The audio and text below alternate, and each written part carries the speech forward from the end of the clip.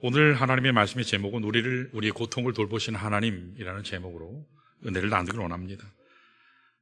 오늘 본문은 고통 중에 있는 이스라엘을 도와주시고 케어하시는 하나님, 그 사랑이 잘 표현되어 있습니다.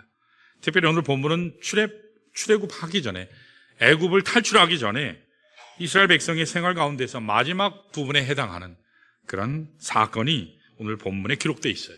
자, 1장 말씀을 보시면 야곱의 식구 70여 명이 애굽으로 이민을 가게 돼요. 물론 1차적인 이유는 팔레스타인 지역에 가뭄이 있었기 때문이지만 궁극적으로는 하나님께서 이스라엘을 민족으로 만드시기 위해서 하나님께서 먼저 요셉을 보내시고, 그리고 그 요셉을 통해서 케어하게 하셔서 하나님께서 그들이 큰 대민족으로, 장정은 60만 명, 많게는 모든 남녀노소 다 합치면, 어린아이까지 합치면 200만 또는 모든 학자는 230만이라고도 얘기하는데, 대민족으로 변모해서 출애굽 사건을 감행한 것, 그것을 성경 하나님의 말씀이 기록합니다. 자, 이렇게 처음 들어갈 때는 소수로 들어갔어요. 70명. 그런데 출애굽할 때는 위대한 민족으로 나오게 되는 이 사건 속에서 하나님께서 이 민족에게 하나님 백성으로 바로 세우시기 위해서 하나님께서 한 과정을 허락하세요. 그 사건이 있어요. 그게 뭐냐면 고통의 터널을 통과하게 한 사건이에요. 제가 조금 더 구체적으로 설명을 드리면 출애굽기 1장 7절 말씀을 보시면 사실은 애굽에 내려갔던 이스라엘 백성들이 핍박을 받게 된 계기가 있어요. 왜냐하면 처음에는 70명인데 이게 너무 번성하다 보니까 이게 인구가 자꾸 늘거든요. 요셉을 알았던, 요셉을 기억했던 많은 바로 왕들은 그것을 기억해서 감사하고 우호적이었는데, 새 왕이 등장하니까 그들은 두려워하기 시작했어요. 야, 저들이 전쟁이라도 일어나면 외세하고 합쳐서 우리를 치면 어떡할까? 그게 굉장한 걱정을 하게 됐어요. 초창기에 이스라엘 백성들은 비교적 평안한 생활을 누렸어요. 더구나 요셉이 영향력이 강력했기 때문에 풍성한 삶을 누렸어요. 자, 그런데 요셉을 알지 못하는 새 왕이 등장하면서부터 이스라엘의 국면이 바뀌기 시작합니다. 이 왕조라고 하는 말은 더 구체적으로 얘기하면 이 새 왕이라고 하는 것은 왕조거든요. 19대 왕조인 세타의 왕조라고 보통 그렇게 학자들은 얘기해요. 이 왕조는 히브리 민족하고 친하지 않았어요. 히브리 민족에게 우호적이지 않았습니다. 그러니까 당연히 어떤 결과가 주어졌을까요? 엄청난 고난과 고통과 핍박이 시작되었어요. 이스라엘 민족의 번성을 막기 위해서 그들을 노예로 삼았고 벽돌을 굽게 했습니다. 노동을 시켰어요. 더구나 아들을 낳게 되면 태어나자마자 그 아들을 죽이기까지 했고, 그 아들을 살리기 위해서는 강물에 떠내보내는 그런 아픔을 겪기도 했습니다. 자, 이렇게 엄청난 고통의 과정 속에서 생각지 못한 엄청난 박해의 상황 속에서 이스라엘 민족의 마음이 어땠을까요? 처음에 갔을 때는 편안하게 잘 살았어요. 풍족하게 안전 가운데 살았어요. 대우받으면서 살았어요. 근데 시간이 지나면서 거의 한 430년 정도 지나가고 날 때 이스라엘은요, 그야말로 노예 취급받는, 박해받는 민족이 되고 말았습니다. 특별히 하나님에 대한 심정이 어땠을까요? 잘은 모르지만 아마도 이스라엘 백성들 가운데는 어떤 사람들은 하나님을 원망했을 거예요. 왜 하나님이 우리를 이 땅에 보내셔서 이렇게 고통당하게 하십니까? 심지어 어떤 사람들은 하나님의 사랑을 의심했을 겁니다. 하나님 우리를 사랑하시기는 해. 이렇게 고통당하는데 왜 하나님은 멀찍이 서서 이 고통 가운데 있는 우리를 방치하시는가? 사랑에 대해 의문을 던졌을 겁니다. 심지어 어떤 사람들은 하나님 능력 없는 거 아니야? 하나님 능력 자체를 불신했는지도 모릅니다. 야, 하나님이 힘이 없나 보다. 애굽에서 우리를 건져낼 능력이 없기 때문에 우리를 이 고통 가운데 그냥 내팽겨 두시는 거 아닌가? 이렇듯 여러 가지 많은 오해를 한 것 같습니다. 자, 그런데 오늘 하나님의 말씀을 다시 한번 보면 정작 하나님은 이스라엘을 어떻게 생각하고 계시죠? 하나님은 어떻게 그들을 다루기를 원하셨습니까? 하나님은 그들의 생각과는 전혀 다르게 포기하지 않으셨다라는 사실이에요. 능력이 없기 때문에 속수무책, 구경만 하고 계시지 않았다라는 거예요. 그들을 사랑하지 않기 때문이 아니라, 그래서 무관심한 것이 아니라 오히려 하나님은 가장 가까이에서 다가가셔서 하나님만이 주실 수 있는 최선의 방법, 최상의 방법으로 그들을 주목하시면서 지키시면서 돌보셨다라는 사실이에요. 오늘 여러분과 제 인생도 마찬가지입니다. 어떤 고통을 당할 때에는 하나님이 멀리 계신 것처럼 느껴져요. 내가 그렇게 기도하는데도 왜 하나님이 응답하시지 않는가? 하나님이 나를 사랑하시지 않는 것처럼 보일 때가 있어요. 자, 그러나 여러분, 사실은 반대입니다. 하나님은 내가 어떤 상황 가운데 있든지 항상 내 곁을 여전히 지키신다라는 사실이에요. 여러분, 이것을 기억하시기를 바라요. 하나님은 내가 어떤 조건 가운데 있든지 상관없이 여전히 내 편에 계세요. 내 곁에 계세요. 그래서 나를 사랑하시고 내 앞에서 나보다 더 앞서서 가셔서 나를 케어하셔서 결국 하나님 백성을 우뚝 서게 하시는 그런 사랑의 아버지 하나님 되십니다. 사랑하는 여러분, 이런 면에서 우리가 다시 한번 이와 같은 하나님 사랑의 깊은 모습을 다시 확인하고 그 하나님 사랑을 체험하면서 날마다 더 그 하나님을 알아가시기를 축원합니다. 자, 오늘 본문 말씀을 통해서 하나님이 그 백성을 사랑하셨는데 여러 가지 증거들이 나와요. 오늘 본문 짧지만 3가지 증거가 나옵니다. 자, 그 3가지가 무엇인가를 통해서 은혜를 나누기를 원해요. 자, 첫 번째로 따라할까요? 첫 번째 따라하세요. 들으시는 하나님이시다. 우리 하나님은 우리가 간구하고 울부짖으면 하나님 들으세요. 첫 번째 증거가 23절에서 24절에 나와요. 자, 첫 번째 증거가 무엇이냐면 하나님이 그들의 고통을 들으셨다라는 사실이에요. 자, 23절 같이 한번 읽어볼까요? 23절 같이 읽습니다. 시작.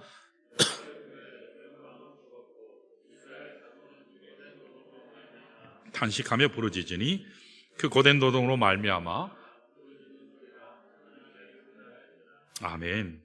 아마도 이스라엘 백성이 고통을 당할 때마다 외치며 부르짖었던 것 같아요. 24절에 하나님께서 어떻게 하셨는지 한번 볼까요? 짧지만 24절 같이 한번 읽습니다. 시작. 하나님이 그들의 고통 소리를 어떻게 했다고요? 들으시고. 하나님이 그들의 고통 소리를 들으시고 하나님이 그들의 고통 소리를 들으셨다라고 말씀해요. 여러분, 하나님은 들으시는 하나님이십니다. 들으시는 하나님이세요. 뭐라고요? 들으시는 하나님이에요. 여러분 반드시 기억하시기 바라요. 하나님은 들으시는 하나님이에요. 내가 아파할 때 내 마음속에 넘쳐나는 고통을 외면하시는 하나님이 아니라 나의 고통을, 그 신음을 들으시는 하나님이라는 거예요. 나의 고통의 소리를 들으세요. 여러분, 누군가가 내가 정말 아파할 때 나의 고통 소리를 그냥 듣기만 해도, 들어주기만 해도 여러분 어떤가요? 참 위로되지 않던가요? 위로돼요. 요한일서 5장 14절을 한번 보시면 이렇게 나와요. 같이 한번 읽습니다. 시작. 그를 향하여 우리가 가진 바 담대함이 이것이니 그의 뜻대로 무엇을 구하면 들으심이라. 뭐라고요? 들으시는 하나님. 들으세요. 자, 역대하 7장 14절 같이 한번 또 읽어볼까요? 시작. 내 이름으로 일컫는 내 백성이 그들의 악한 길에서 떠나 스스로 낮추고 기도하여 내 얼굴을 찾으면 내가 하늘에서 듣고 그들의 죄를 사하고 그들의 땅을 고칠지라. 뭐라고요? 들으신다. 들으시는 하나님이에요. 오늘 여러분과 제가 어떠한 고통 가운데 있을지라도 하나님은 듣고 계신다. 이 사실을 알면 우리는 안심이 돼요. 우리는 안심이 돼요. 우리는 위로받을 수 있습니다. 왜냐하면 내 아버지가 전능하신 그 하나님이, 나를 가장 사랑하시는 존재 되신 그 하나님이 듣고 계시니까. 여러분 잘 아시는 미국의 16대 대통령이 에브라함 링컨이죠. 링컨 대통령, 이분은 본래 굉장히 낙천적인 성품을 가진 그런 사람이었어요. 유머 감각이 굉장히 뛰어났어요. 웬만해서는 어두운 표정을 짓질 않습니다. 이런 링컨도 너무 힘든 때가 있었어요. 힘든 그 하나 때문에 고통을 당했던 경험이 있는데 그들의 정치적인 정적들이 연일 이 링컨을 계속 공격했습니다. 특별히 노예 해방 문제로 불거져 나온 남부 지역과 갈등이 굉장히 심했어요. 좀처럼 가라앉진 않았습니다. 그는 형언할 수 없는 고통, 누구에게도 말할 수 없는 이 스트레스 때문에 마음에 큰 짐을 갖고 힘들어하고 있었습니다. 이렇게 고통 중에 있었던 에브라함 링컨이 어느 날 어릴 적에 고향 친구인 중마고 한 사람을 급히 대통령 직무실로 불러들였어요. 영문을 알지 못하는 그 친구가 이 링컨 대통령 친구인 링컨 직무실로 들어서자마자 반갑게 인사하려고 하는데 링컨이 그 친구를 보자마자 숨도 안 쉬고 3시간 동안 쉬지 않고 그의 의사는 물어보지도 않고 마음에 있는 소리를 다 토해냈어요. 억울한 이야기, 아픈 이야기, 슬픈 이야기, 외로웠던 이야기, 아픈 이야기를 막 쏟아냈어요.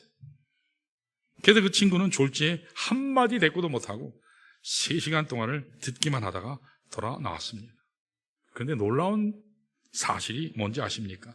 링컨이요, 자신의 스트레스, 불만의 문제를 위에 다른 어떤 것도 하지 않았거든요. 친구에게 말을 토로하기만 했어요. 토해내기만 했어요. 그랬는데 친구와의 일방적인 대화 후에 링컨이 다시 회복됐어요. 밝은 모습으로 다시 대통령직을 잘 감당하게 되었다는 것입니다. 이유가 뭘까요? 어떻게 그가 이렇게 회복될 수 있을까요? 회복된 사실이 그 이유가 뭘까요? 단 하나예요. 들어주는 사람이 있었기 때문에. 자, 옆에 있는 분들 한번 인사해 볼까요? 자, 잘 들어줍시다. 잘 들어줍시다. 여러분 들어주기만 해도 여러분 회복이 돼요. 내가 고통스러워할 때 내 말을 들어주기만 해도 힘이 돼요. 위로가 돼요. 그리고 안전감을 느끼게 돼요. 여러분, 우리가 가장 힘들어할 때 누가 나의 말을 들어주신다고요? 하나님이 들어주신 줄로 믿습니다. 하나님이 내 음성에 귀 기울이세요. 응답하세요. 야, 나 바쁘니까 좀 이따 얘기해. 내일 만나자. 이렇게 얘기하시잖아요. 그 자리에서 즉각 안아주시고 위로하시고 내 편 되어주셔서 내가 하나님께 부르짖으면 내 음성에 귀를 기울이실 뿐만 아니라 내가 하나님께 부르짖을 때 하나님이 응답까지 하시는 기도의 기적을 체험케 하실 줄로 믿습니다. 이것이 하나님의 위대하심이. 여러분 사무엘상 1장을 보시면 고통 가운데 하나님께 부르짖었던 한 여인이 나와요. 누구죠? 한나. 한나 남편이 엘가나라는 사람이거든요. 근데 엘가나는 와이프가 둘이었어요. 한나가 있고 브린나가 있어요. 여러분 성경에서 2라는 숫자는 좋은 게 아니에요. 여러분 아내는 한 사람인 줄로 믿습니다. 형제들이 크게 대답하셔야죠. 아내는 한 사람인 줄로 믿습니다. 예, 눈이 딴 데로 돌아가면 안 돼요. 자매도 남편이 한 사람인 줄로 믿습니다. 자매들이 왜? 남편이 한 사람이에요. 남편은 한 사람이에요. 딴 데 보면 안 되지. 근데 부인이 둘이 있으니까 얼마나 힘들어요. 한 분 아내 모시기도 참 힘든데, 충성 봉사해도 힘든데 둘을 모시고 사니까 얼마나 힘들겠어요. 브린나에게는 아들이 있는데 한나에게는 아들이 없었어요. 그러니까 브린나는 틈만 나면 한나를 붙잡고 격동했어요. 애도 못 낳는 것이, 아들도 못 낳는 것이. 이게 하루 이틀이 아니고 뭐 수년을 계속 그렇게 하니까 견딜 수가 없었습니다. 참을 수가 없는 그 아픔 때문에 성막에 나가서 하나님께 통곡하면서 기도했죠. 얼마나 열심히 기도했는지, 얼마나 처절하게 기도했는지 마치 술 취한 사람처럼 보여서 그 당시에 엘리 제사장이 어땠죠? 웬 저 정신 나간 여자가 술을 먹고 와서 성소에서, 하나님의 거룩한 성소에서 좀 미친 짓을 하나. 그러니까 엘리가 가서 붙잡고 얘기했죠. 그렇게 기도하는 거 아니라고. 하나님의 성소는 거룩한 곳이지 그렇게 기도하는 거 아니라고. 술주정하지 말라고 혼을 냈어요. 책망했어요. 그러니까 사무엘상 1장 15절 16절에서 한나가 뭐라고 고백하죠? 나는 마음이 슬픈 여자입니다. 포도주나 독주를 마신 것이 아니요 하나님 앞에 나의 아픔, 나의 고통, 이것을 토로한 겁니다. 지금 내 마음에 원통함이 있어요. 비통함이 있습니다. 누구에게도 표현할 수 없는 이 고통의 아픔이 있는데 내가 누구에게 토할 것입니까? 하나님밖에 없어요. 나의 고통을 들으시는 하나님, 그 하나님을 내가 알기에 하나님 앞에 나와 내가 나의 고통을 토로합니다 말했죠. 근데 주님 앞에 자신의 전부를 다 고백하고 아랬을 때 하나님께서 그 한나에게 어떻게 하셨죠? 하나님이 그 한나의 고통을 들으시고 나와요. 들으시고 멋진 아들 하나를 허락하셨어요. 우리 교회도 그 이름이 있어요. 사무엘이라고. 사무엘이. 사무엘 이름의 뜻이 뭔지 아세요? 지금 좀 전에 얘기했는데 사무엘 이름의 뜻이 뭔지 아세요? 하나님이 들으셨다라는 뜻이에요.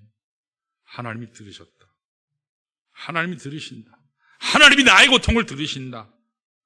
이게 사무엘의 이름의 뜻이에요. 여러분, 하나님은 여러분의 신음하는 소리, 아래는 그 소리 다 들으시는 줄로 믿으시기 바랍니다. 내가 아무리 고통당할 때도 누구도 내 말 들어줄 자가 없고 어떤 친구도 내 곁에 나의 말을 들어주지 아니할 때 우리가 주님께 나가서 부르짖으면 들어주시는 하나님, 그 하나님 우리를 들어주세요. 자, 이렇게 하나님은 들어주시는 사랑의 하나님입니다. 자, 둘째로 따라할까요? 기억하시는 하나님이시다. 뭐라고요? 기억하시는 하나님이에요. 하나님은 듣기만 하시는 것이 아니라 그것을 기억해 주세요. 기억해 주세요. 제가 사실은 아내에게 뭐라 그래야 되나요? 무뚝뚝하지는 않은데 언젠가 제가 꽃을 한번 사다 줬어요. 너무 어려운데 정말 싸게 해서 생일날 줬더니 뭐라 그랬을까요? 이 비싼 걸 왜 사오냐고 그랬어요. 그래서 제가 우리 아내는 꽃을 싫어하는가 보다. 잘못 해석을 했죠. 그저께가 생일이었는데 11월 5일날 제가 이제부터는 아내에게 꽃을 갖다 바치리라 그러면서 꽃을 사다가 정말 좋은 제 나름대로 좋은 그 장미꽃이 이렇게 원래 좋아하는 그런 걸 이렇게 사다 줬어요. 그랬더니요, 뭐라 그랬을까요? 뭐라 그랬을까요? 드디어 꽃도 사오네 이러더라고요. 제가 결혼생활 29년인데 두 번째 꽃을 사줬어요. 두 번째. 저희 딸들은 와, 아빠 드디어 정신 차렸다고 그러면서 아내가 뭘 좋아하는지 이제 기억을 잘해야 되는데 제가 깜빡 잊었었어요. 그래서 제 아들도 꽃을 사왔어요. 그러니까 두 남자한테 꽃을 받는 굉장히 행복해 하더라고요. 그래서 참 감사하는. 형제들 결혼기념일 아내 생일을 한번 잊으면 어떻게 될까요? 잊으면 어떻게 될까요? 그 고초, 그 고통 한번 잊어보면 그날이 귀한 줄 알죠. 여러분, 하나님은 우리처럼 그렇게 망각하는 분이 아니라 들으실 뿐만 아니라 기억까지 해주신다는 거예요. 얼마나 감사한지 몰라요. 인간은 잊어먹어요. 근데 하나님이 기억하세요. 자, 24절 하반절 한번 볼까요? 이렇게 나와요. 자, 우리 24절 같이 한번 읽습니다. 시작. 하나님이 아브라함과 이삭과 야곱에게 세운 그 언약을 기억하사라는 말이 이렇게 동그라미를 씌워야 돼요. 자, 여기에서 나온 언약이 어떤 언약인지 아세요? 하나님께서 아브라함을 부르셔서 내가 너에게 복을 주어서 내 민족이 네가 복의 근원이 되고 복의 통로가 되고 너로 말미암아 수많은 민족이 복받게 하리라 하나님께서 약속하신 거예요. 이것이 바로 아브라함에게 주신 아브라함과 언약이죠. 뿐만 아니라 너에게 한 땅을 예비해서 기업으로 주겠다. 이게 뭐죠? 가나안 땅이에요. 허락하신 땅이 젖과 꿀이 흐르는 가나안 땅을 약속하셨습니다. 하나님께서 아브라함에게 이 언약을 주시고 이 언약이 자기 아들 이삭에게 그리고 야곱에게 계승돼서 오늘 본문 말씀인 우리 출애굽기 2장 여기까지 왔을 때 그 언약의 세월이 몇 년 걸렸는지 아세요? 600년, 430년. 최소한 430년. 적어도 430년, 길게는 600년까지도 얘기해요. 600년. 하나님이 말씀하신 언약을 하나님을 잊지 아니하시고 600년간 지켜오시면서 이루어 가시더라는 거예요. 여러분, 우리 아버지 하나님이 이런 분이세요. 세월이 바뀐다고 바뀌지 않아요. 환경이 바뀐다고 잊어버리는 하나님이 아니에요. 세월이 바뀌고 시대가 바뀌고 사람이 아무리 바뀌어도 우리 하나님은 신실하게 끝까지 기억하시는 우리 아버지 하나님이라는 사실이에요. 바로 이 하나님이 우리를 사랑하세요. 오늘도 나를 사랑하시고 나를 기억하시고 나를 가슴에 안아주신다라는 사실입니다. 우리 사람은 참 잘 잊어먹어요. 나이가 들수록 자꾸 저도 많이 까먹거든요. 자꾸 까먹어요. 안경 쓰고도 세수하고 안경 들고 안경 찾고 있고 핸드폰 들고 핸드폰 찾고 있고 그런 경우 참 많거든요. 인간은 참 잘 잊어먹어요. 사람은 시간이 지날수록 자꾸 망각합니다. 인간은 기억한다고 하지만 곧 잊어먹어요. 망각할 수가 있어요. 그러나 하나님은 결코 잊지 않으십니다.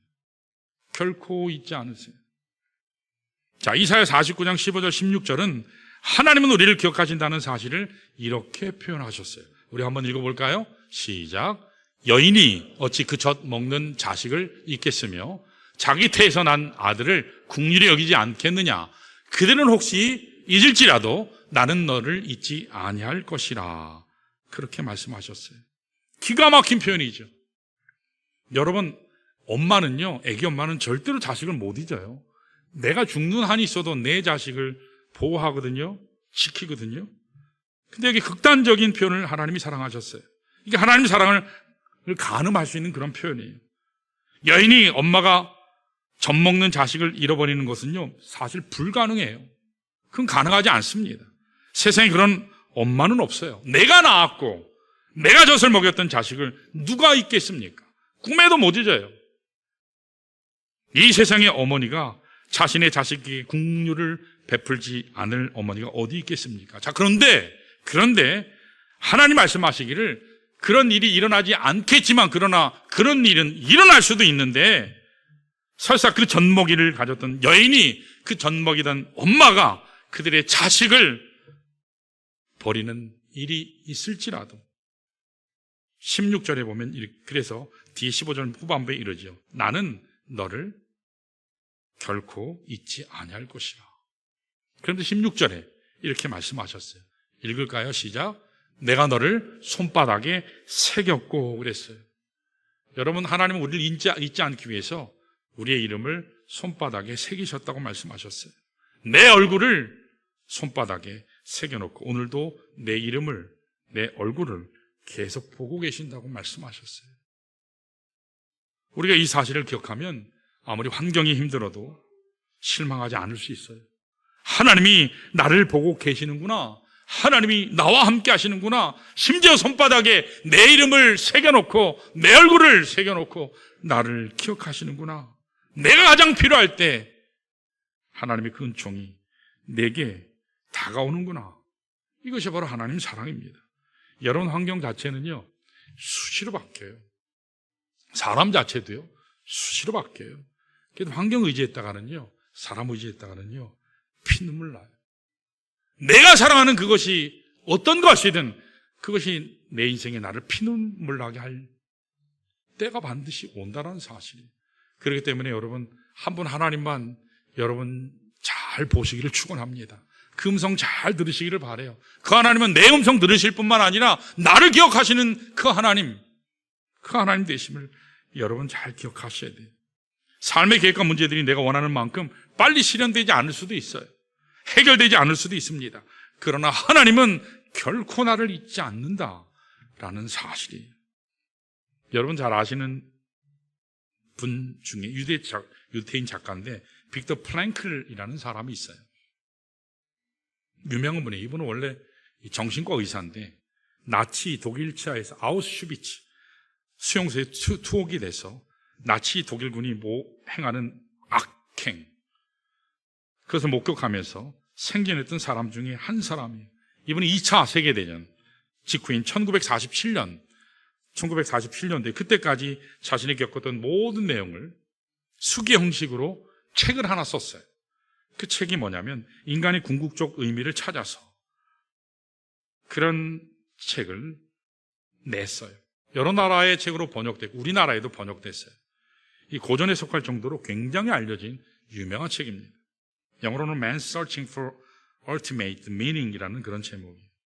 그 책에 보면 매일 독일 병사들이 들어와서 무작위로 사람들을 그냥 찍어서 끌고 가요. 그럼 그 사람은 이제 죽는 거예요. 생체 실험 대상이. 꼭꼭 묶어서 사람들을 하고 나서는 그 죽은 사람을 재료로 비누도 만들고 전등 갓도 만들고, 심지어는 사람들을 묶어놓고 그냥 생체 실험을 막 했어요. 이 뇌 잘라놓고 어디를 누르면 어떻게 반응하는지 그런 것까지 다 자행했어요. 얼마나 고통을 주면 사람이 죽게 되나, 그거를 실험을 했어요. 이렇게 나치 독일이 상상할 수 없을 만큼 끔찍한 생체 실험을 하면서 유태인들을 핍박하는 모습을 잘 그리고 있는데, 이런 상황 가운데에서 거기 책에 보면 밤이면 밤마다 유태인들이 절망하면서 좌절하면서 고통의 눈물을 흘리면서 부르짖습니다. 이렇게 부르짖었대요. 내일 아침에 그들의 생명이 어떻게 될지 모르는데 하나님 나를 잊으셨습니까? 우리의 민족을 잊으셨습니까? 하나님의 백성인 선민인 우리를 잊으셨습니까? 왜 하나님 지체하십니까? 울부짖으면서 사람들이 노래를 불렀대요. 하나님이 우리를 잊으셨는가? 왜 하나님은 지체하시는가? 극한 공포 가운데 있을 때, 절망 가운데 있을 때 노래로 불렀대요. 그런데 이러한 절망의 노래를 부르는 사람들 중에 리틀 프랭크라는 사람이 있는데, 이 사람은 그 노래가 끝나자마자 이 노래를 이렇게 바꿔 불렀답니다. 하나님은 우리를 잊지 않으셨다. 하나님은 지체하시는 것이 아니라 우리가 너무 조급한 것뿐이다. 하나님은 반드시 하나님의 때에 오신다. 이렇게 울부짖으면서 노래했다고 합니다. 여러분, 이것이 오늘 여러분과 저의 신앙의 고백이 되어야 할 줄로 믿습니다. 때때로 하나님이요 너무 지체하게 오시는 것처럼 느껴질 수 있어요. 그러나 하나님은 결코 늦지 않으신다라는 사실입니다. 아직 나의 문제가 해결되지 않았기 때문에 하나님은 나를 외면하신 것처럼 보이지만 외면하시는 게 아니에요. 하나님은 오늘도 변함없이 나를 기억하십니다. 여러분, 기도할 때 주의해야 할 것은, 제가 은혜의 만남 할 때 항상 말씀드리지만, 내가 기도 제목들이 막 있어요. 근데 그 기도 제목을 들어주시면 응답했다 하고, 들어주시지 않으면 응답 안 했다고 생각하거든요. 그러나 여러분, 하나님은요 지체하시는 것도 하나님이 우리에게 최선을 주시기 위해서 지체하는 줄로 믿으시기 바랍니다. 하나님의 때에 주시는 것이 가장 좋은 거예요. 하나님은 오늘도 변치 않고 변함없이 우리를 기억하세요. 자신의 손바닥에 내 이름을 새겨넣으시고 또 새겨넣으시고 보시는 분이에요. 내 얼굴을 새겨넣으시고 기억하시는 하나님이세요. 하나님 지금 이 순간에도 내 모든 삶의 여정마다 새겨넣으시고 새겨넣으세요. 날마다, 시마다, 때마다 나를 바라보시는, 나를 주목하시는 하나님 아버지이신 줄로 믿습니다. 자, 이렇게 하나님은 우리 소리를 먼저 들으시고 기억하세요. 마지막 세 번째 따라할까요? 돌보시는 하나님이시다. 자, 25절을 한번 볼까요? 하나님 사랑은 또 이렇게 표현되어 있어요. 읽습니다. 시작. 하나님이 이스라엘 자손을 돌보셨고 하나님이 그들을 기억하셨더라. 자, 여기 말씀에 저 원문에 돌보셨다라는 말씀을 영어 버전만 봐도, 특별히 현대인의 성경만 봐도 이렇게 나와요. 이스라엘 자손을 돌아보시고 그들에게 관심을 가지셨다. 처지를 생각하셨다. 이거를 더 깊이 제대로 해석하면 하나님이 우리를 내려다보시면서 자신의 마음을 완전히 쏟아부으셨다. 그 뜻이에요. 그냥 돌보셨다, 케어하셨다 그 수준이 아니라 자신의 마음을 완전히 쏟아부으셨다. 동일시하셨다. 그의 아픔이 나의 아픔, 너의 아픔이 나의 아픔, 너의 슬픔이 나의 슬픔. 이 돌보셨다는 말이 그 뜻이에요. 여러분, 하나님은 내가 고통당할 때 이렇게 뒷짐지시면서 그래 너 말 안 듣더니 잘 됐다 그러면서 이렇게 쌤통이다 그러실까요? 아니요. 나의 아픔을 같이 아파하세요. 내가 슬퍼할 때 같이 우세요. 내가 외로워할 때 내 곁에 서서 어깨를 툭툭 치시면서 외롭지? 내가 네 곁에 있어. 결코 잊지 마. 하나님은 그렇게 말씀하세요. 여러분, 참된 사랑이라고 하는 것은요 그냥 이렇게 보고만 있는 게 아니에요. 누가 아파하면 같이 아파하는 거예요. 누가 슬퍼하면 같이 슬퍼하는 거예요. 내 마음이 좀 안 된다고 해서 야, 이 꽃이다. 이게 아니에요. 같이 아파야 돼요. 같이 울어줘야 돼요. 같이 슬퍼야 돼요. 이게 하나님의 마음인 줄로 믿습니다. 여러분, 주보를 한번 펴보시면 오늘 아까 광고됐지만 여러분 교동정에 보면 우리 유건사님 신병모 안수집사님 쭉 이번 연말에 8분이 동시에 수술하시고 아프시고, 제가 여기 10년 목회하면서 동시에 이렇게 아프신 경우가 처음이에요. 수술도 이렇게 동시에 하신 경우도 처음이고. 그게 사실 마음이, 왜냐하면 성도들의 어려움이 있으면 담임 목사나 사모는 같이 아파하거든요. 그래서 이걸 같이 담아야 되니까 이 정서적으로 많이 힘들어요, 사실은. 그런데 하나님께서 말씀하시는 메시지는 뭐냐? 기도하라예요. 기도하라. 네가 나의 마음을 품고 나의 심정을 품고 성도를 품어라. 여러분, 이 시간에 서로 격려 한번 해볼까요? 같이 아파합시다. 같이 슬퍼합시다. 같이 웁시다. 한 번 더요. 자, 같이 기뻐합시다. 같이 즐거워합시다. 같이 축복합시다. 예, 함께 하셔야 돼요. 함께 하셔야 돼요. 그것이 하나님께서 우리에게 말씀하시는 거예요. 여러분, 하나님은 우리의 죄악 가운데 있는 그 아픔을 자신의 아픔처럼 쏟아부으시면서 슬퍼하시면서 우리에게 행하신 너무도 중요한 한 사건이 있어요. 그게 뭐죠? 2000년 전 갈보리 십자가에서 아들 예수를 우리에게 주신 거예요. 생명을 쏟아서 우리에게 주셨어요. 나의 고통, 나의 아픔, 나의 절망을 하나님은 멀리서 구경하실 수만 없었어요. 그 하나님은 친히 십자가에 오르셨어요. 친히 모욕당하셨어요. 친히 나 때문에 침뱉음 당하시고 피 흘리시고 돌아가 주셨어요. 사랑하는 성도 여러분, 하나님은 어떤 상황 가운데서도 여러분 홀로 가게 하시지 않습니다. 하나님은 함께 가세요. 하나님은 나와 함께 하십니다. 나와 함께 아파하세요. 결코 내 곁을 떠나지 않습니다. 여러분, 이 사실을 함께 고백하시기 바라요. 여러분, 마지막으로 하나 예화하고 마치겠습니다. 조지 프레드릭 핸델이라는 사람이 있죠. 핸델 아시죠? 핸델이요. 위대한 작곡가예요. 아마도 지금까지 남겼던 곡 중에서 가장 위대한 곡을 남기지 않았나, 저는 개인적으로 그렇게 생각해요. 그런데 이러한 핸델 속에서도, 이 핸델의 삶 가운데서도 절망의 때가 있었어요. 한때는 이름을 날리던 사람인데 이제 어느 순간 갑자기 사람들이 찾아주질 않아요. 황제들도 왕후들도 찬사했었는데 어느 순간부터 그의 창작력이 메마르기 시작하니까 사람들의 박수가 사라지기 시작했어요. 그동안 자기 나름대로 무엇인가 많이 이룩했다고 생각했는데 내가 이룬 게 없네. 나를 인정하고 사랑했던 사람들이 다 점점 떠나기 시작했어요. 사실은 아무것도 가진 것이 없다라는 사실을 깨닫고는 어느 추운 겨울날 하루 종일 홀로 거리를 방황했어요. 그러면서 늦은 저녁 시간에 초라한 자기 방으로 돌아왔습니다. 그러면서 이제 나는 어떻게 살까? 자포자기한 모습으로 지금 그가 여태까지 쌓아놓았던 악보들을 쫙 펼쳐봤어요.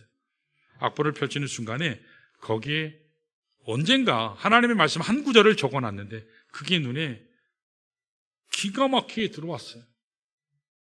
폭포수와 같이 들어왔어요. 그게 이사야서 40장이에요. 40장 1절 5절인데 한번 읽어볼까요? 같이요. 시작. 너희 하나님이 이르시되 너희는 위로하라. 내 백성을 위로하라. 그리고요, 계속 여호와의 영광이 나타나고 모든 육체가 그것을 함께 보리라. 그리고 이사야서 60장 말씀이 또 거기 적혀 있었어요. 이렇게 기록되어 있어요. 한번 읽어볼까요? 1절 시작. 일어나라 빛을 발하라. 이는 내 빛이 이르렀고 여호와의 영광이 내 위에 임하였음이니라. 이 말씀을 읽는 순간 핸델의 가슴 속에 엄청난 하나님의 역사하심이, 영감이 불듯 일어났어요. 그러면서 회복이 되기 시작했습니다. 그때 핸델이 피아노 앞에서 앉아서 악보에다 곡을 쓰기 시작했어요. 기록에 의하면 3일 밤낮을 그가 쉬지 않고 하나님의 거룩함에 취해서 성령의 충만함 가운데 먹지도 않고 자지도 않고 오직 하나님 영광만을 바라보며 곡을 적었거든요. 곡을 적었어요. 그 곡이 바로 그 유명한 뭘까요? 메시아예요. 메시아가 그렇게 탄생했어요. 그 작품이에요. 사랑하는 여러분, 우리가 인생의 밑바닥까지 내려갈 수도 있어요. 밑바닥까지 내려갔을 그때야말로 하나님을 정말 깊이 만날 수 있는 기회인 줄로 믿습니다.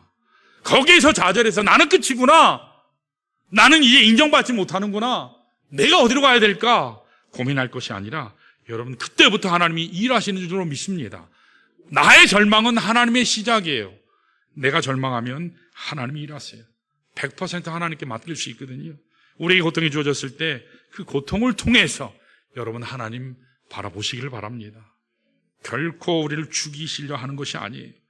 나의 지금까지 피상적인 엉성한 신앙책에 대충 교회 오고 대충 예배 드리고 예배 집중하지 못하고 언제 끝나나 그런 자세가 아니고 오직 하나님을 바라보면서 하나님을 가슴으로 만나고 영으로 만나고 혼으로 만나서 전인격으로 만나서 나의 고통의 삶이 변한, 그래서 하나님의 신실하심을 경험하는 그러한 주의 백성들 되시면 참 좋겠습니다. 자, 이 시간 우리 다 같이 일어나셔서 우리 하나님 앞에 찬양으로 영광 돌리시기 바랍니다. 이 역대하 14장 7절 말씀 가지고 작곡한 노래거든요. 나의 백성이 겸비하여 내게 기도하며 나의 얼굴을 구하여서 그 악한 길로 떠나면 하나님이 하늘에서 들으시고, 여러분 이 시간 우리의 찬양을 하나님이 들으시는 줄 믿습니다. 우리의 기도를 하나님이 들으세요. 두 손 들고 우리가 하나님 앞에 찬양할 때 간절함으로 하나님, 나의 마음의 상함을 고쳐주십시오. 내 형편을 고쳐달라고, 이 나라를 고쳐달라고, 이 땅을 고쳐달라고 우리 간절하게 하나님께 찬양하겠습니다.